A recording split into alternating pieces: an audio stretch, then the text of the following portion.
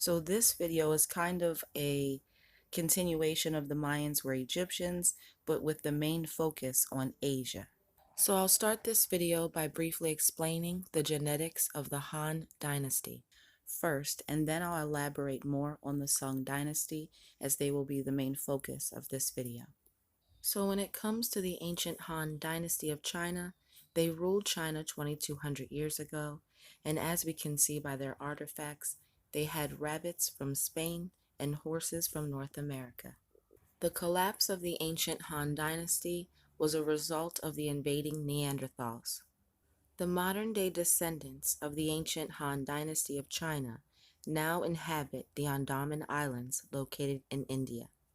They are known today by many titles, such as the Jarawa tribe, and the Jarawa tribe only have about 250 to 400 people left in their tribe, due to the European and Asian invasions over the years. When it comes to the maternal bloodline in the Andaman Islands, they are known as the Ong people, and there are only about 100 of them left due to the invading Europeans and Asians who poisoned them. And because they have been repeatedly poisoned, they are now considered the least sterile people in the world. 40% of all couples in the Andaman Islands are sterile. Child mortality rates are also at 40%, and they collectively have less than 1% chance of reproducing.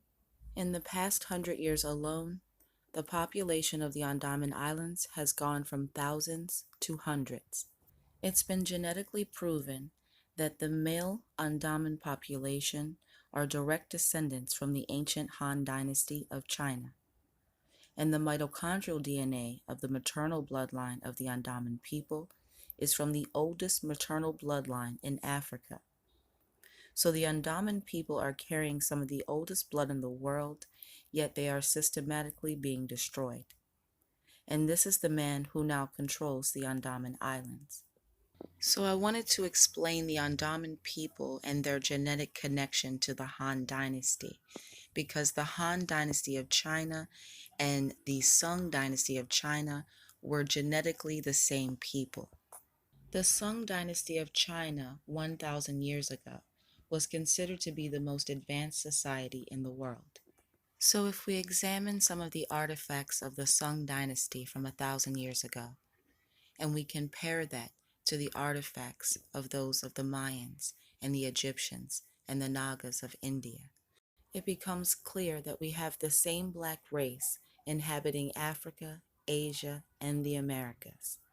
So there aren't a lot of artifacts or evidence of the Sung Dynasty left, but I have 3 ancient Chinese documents from the Sung Dynasty that are over 1,000 years old, and I'll share them with you in this video. But before I do that, I want to first examine the ancient black races of Asia. So here we have a black South Korean family in the year 1900. And you'll notice that this all-black family has a geisha. Now, most people don't know that female geishas didn't even exist until the 1700s. The original geishas were all males. So the original all-male geishas served as court jesters, entertainers, comedians, dancers, and servants to the ruling black families of Asia. So there's evidence of geishas in various parts of Asia dating to the year 1200 AD, especially in places like Korea, China, and Japan.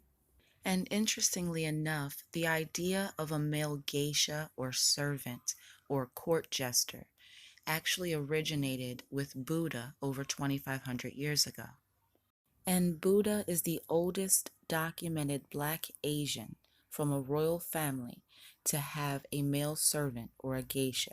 So these are pictures and artifacts of the inhabitants of Japan 1,000 years ago. Keep in mind this was the same exact time frame of the Sung Dynasty in China. Now, Japan was an extremely important location for the ancient Afro-Asiatic ruling families, not just of Asia, but of the world. And Japan is important in understanding and connecting the ancient black races of the world. So if we examine these artifacts taken from various civilizations all around the world, known as the Olmecs, the Mayans, the Aztecs, the ancient Chinese, and Japanese, we can see that the same artifacts that were being made in America 3,000 years ago were already being made in Japan 10,000 years ago. So by this we know that the ancient races of America were in Japan 10,000 years ago. So these are the elders of Japan, also known as the Anu. And according to the archaeological evidence of the Anu of Japan, they have been in Japan for 14,000 years in the same location. And we know that they are the descendants of the ancient Jamin people. But according to the Anu people themselves, they've been in Japan for 100,000 years. So now let's examine China. By the time of Genghis Khan in the year 1162, the Neanderthals were in Asia for thousands of years at this point. So they had already spent generations mingling with the original Afro-Asiatic race of China. When the Neanderthals came out of their caves, the inhabitants of Asia fled in all directions. One example is the Aborigine people of Australia, who are from Asia originally, and they fled to Australia, fleeing the invading Neanderthals. So by the time of Genghis Khan, almost 1,000 years ago, China was inhabited by the original Black Asian race, as well as the other race that was created due to the mingling of Neanderthals and the original Black race of Asia. And this is why it's no coincidence that the modern Chinese race today has only 1,000 years of recorded history in China, because prior to the unholy union of Neanderthals and the Black Asians, the modern Chinese race that we know today didn't exist. And we can't forget the other race that came out of China as well. Today they call themselves by many different names, such as Jewish or Amish and other titles as well. This is the same race that came out of Asia and invaded the land of Egypt. This is why the Egyptians called them the invading Asiatics.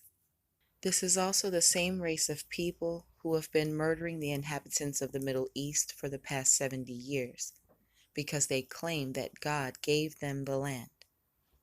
And we know where they really come from, because not all of them left China. Many of them still live in China to this day. So here are some pictures of Black Chinese people, and all of these pictures are from the 18 and 1900s. And we can see that the original Black Asiatic race is still very prevalent in China in the 18 and 1900s. But it's hard to determine how many of them actually still exist, or to determine what their actual population numbers are today. And modern Chinese people, just like their Eurasian and European cousins, who all stem from the same Neanderthal family tree, they are very outward in expressing their hatred for the Black races of the world. But the original Afro-Asiatic race wasn't just in Asia. It's a well-known fact that they were in the Americas as well. So the same Afro-Asiatic race that was inhabiting China and other parts of Asia in ancient times were also inhabiting the Americas thousands of years before the arrival of white people.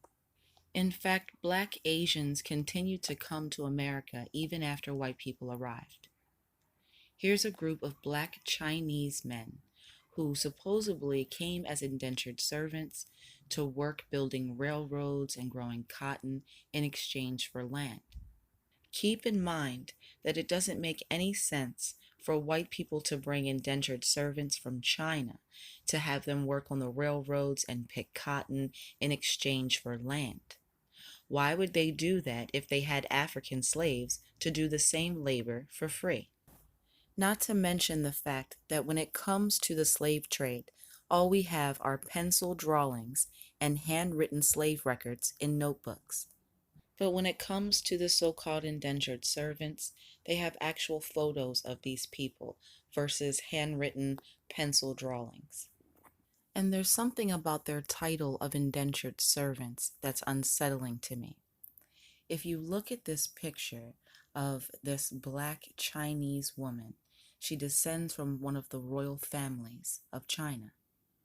And if you look at her son, and you compare her son to the so-called indentured servants that were brought to America, you can see that they are of the very same bloodline.